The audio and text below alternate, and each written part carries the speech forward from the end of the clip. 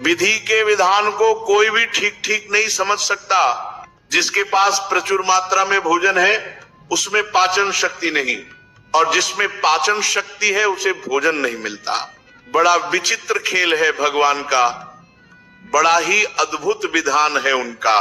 एक विद्वान है ज्ञान का सागर, पर उसके घर में खाने की व्यवस्था नहीं, और जिसमें न विद्या है, न बुद्धि, न तेज है, न बल, उसके घर अपार धन वैभव भरा पड़ा है। सचमुच भगवान की लीला बड़ी ही विचित्र है। जहां संतान है वहां धन नहीं, और जहां धन है वहां संतान नहीं। कभी कभी तो लगता है मानो ब्रह्मा जी ने सृष्टि रचना में भारी भूल कर दी हो। देखो स्वर्ण कितना सुंदर है, पर अगर उसमें सुगंध होती तो क्या कहना था।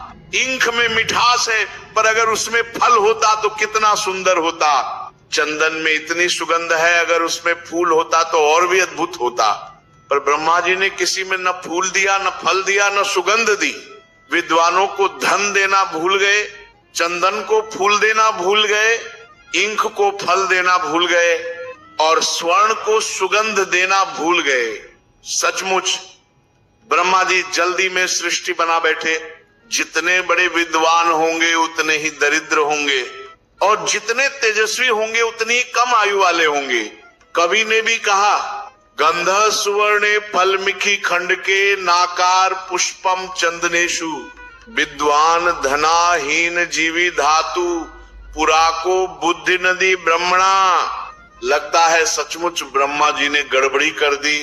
विद्वान लोग निर्धन हैं और अज्ञानी लोग धनवान।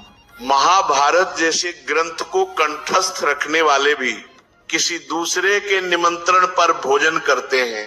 यही है इस संसार की लीला, यही है विधि का विधान। ऐसी ही कुछ स्थिति थी महाप्रभु के घर की, जहां ज्ञान, वैराग्य और भक्ति की मूर्ति स्वयं विराजमान थी, पर धन का नामो निशान नहीं था। नवविवाहित अवस्था, बूढ़ी माता और घर में लक्ष्मी समान पत्नी, पर घर निर्धन था। परंतु निमाई पंडित को तनिक भी चिंता नहीं थी। वे सदा प्रसन्न रहते, भगवत स्मरण में लीन रहते। जो भगवान से जुड़ जाता है उसे संसार की परिस्थिति विचलित नहीं कर सकती। तब कुछ विद्वानों ने उनसे कहा, पंडित जी आप इतने ज्ञानी हैं, थोड़ा भ्रमण करें, देश विदेश में विद्या का प्रकाश होगा और कुछ धन भी प्राप्त होगा। निमाई पंडित ने माता से अनुमति ली और अपने योग्य छात्रों के साथ पूर्व बंगाल की ओर यात्रा प्रारंभ की। लक्ष्मी देवी को उनके पिता के घर छोड़ दिया गया। वो बड़ी सौम्य, सहनशील और पतिव्रता स्त्री थी, जिन्होंने कभी कोई मांग या शिकायत नहीं की। उन दिनों ऐसा नहीं था कि पाठशालाओं में सरकारी वेतन मिले। सब कुछ श्रद्धा और दान पर निर्भर था, पर निमाई का विश्वास भगवान में था। उन्हें संसार की चिंता नहीं थी। इस प्रकार वे अपने शिष्यों के साथ पूर्व बंगाल पहुंचे। जो भी उनके आगमन का समाचार सुनता वह भेंट, वस्त्र और श्रद्धा से उनका स्वागत करता। विद्यार्थी कहते, पंडित जी आपकी व्याकरण की टीका अद्भुत है, आपके पांडित्य से हमारा देश पावन हो गया।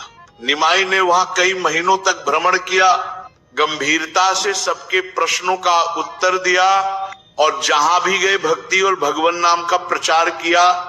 उन्होंने बताया कि कलयुग में भगवान की प्राप्ति का एकमात्र साधन है हरिनाम जप और कीर्तन। उन्होंने कहा, सतयुग में ध्यान, त्रेता में यज्ञ, त्रेता में यज्ञ, द्वापर में पूजा, पर कलयुग में केवल हरिनाम से ही भगवान की प्राप्ति संभव है। और वे बोले, हरिनाम हरिनाम हरिनाम केवलम कलौ नास्त्येव नास्त्येव नास्त्येव गति। कलयुग में हरिनाम के सिवा कोई दूसरा मार्ग नहीं है। एक दिन वे एकांत में बैठे थे, तभी एक तेजस्वी ब्राह्मण उनके पास आया। ब्राह्मण रोता हुआ उनके चरणों में गिर पड़ा। निमाई ने उसे उठाया और स्नेह से पूछा, क्यों रोते हो विप्रवर? तब ब्राह्मण बोला, प्रभु साध्य साधन नहीं समझ सका। भगवान से प्रार्थना करता था कि कोई मुझे समझाए। कल रात स्वप्न में एक महापुरुष ने कहा, पूर्व बंगाल में जो निमाई पंडित है वे साक्षात नारायण हैं, उनके पास जाओ, वे तुम्हारी शंका का समाधान करेंगे।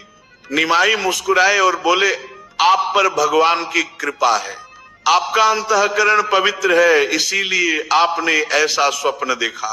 फिर उन्होंने ब्राह्मण का नाम पूछा, वह था तपन मिश्र। तपन मिश्र ने हाथ जोड़कर कहा, प्रभु मुझे सरल और श्रेष्ठ साधन बताइए, कलयुग में कौन सा मार्ग उचित है। तब निमाई पंडित ने कहा, मनुष्य का मुख्य साध्य है प्रभु की प्राप्ति, और कलयुग में प्रभु प्राप्ति का एक ही साधन है, हरि नाम जप और हरि नाम कीर्तन। संसार रूपी सर्प के विष को हरने वाली औषधि है हरि स्मरण, हरि चिंतन, हरि नाम।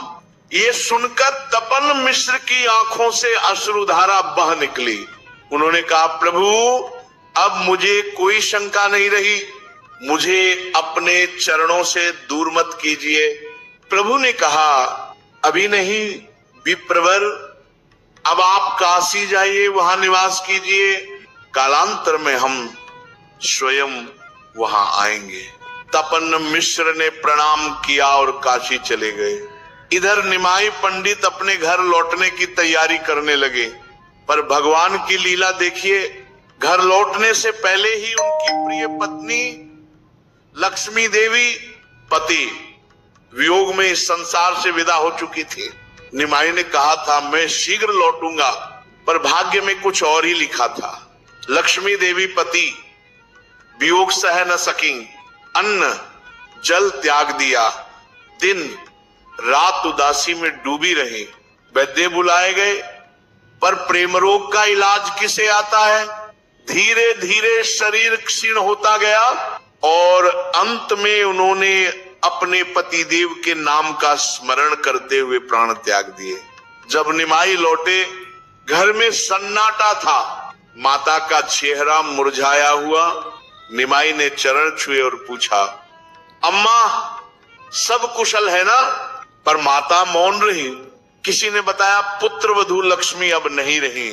ये सुनते ही निमाई का चेहरा उतर गया, आंखों से आंसू बह निकले। माता फूट फूट कर रो पड़ी।